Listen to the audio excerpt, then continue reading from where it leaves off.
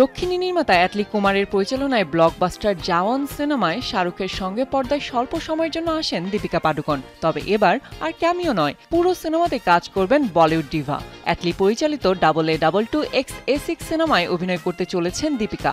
মা হওয়ার পর দীর্ঘ বিরতি শেষে আবারও কাজে ফিরছেন এই অভিনেত্রী। মাতৃত্বকে প্রাধান্য দেওয়ায় অভিনয় থেকে নিজেকে সরিয়ে নিয়েছিলেন।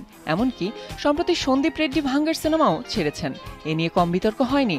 এবার অ্যাটলির নতুন সিনেমায় তার বিপরীতে থাকবেন দক্ষিণী সুপারস্টার আল্লু অর্জুন। প্রায় 100 দিন ধরে চলবে শুটিং। 2025 সালে নভেম্বর থেকে কাজ শুরু হওয়ার কথা রয়েছে।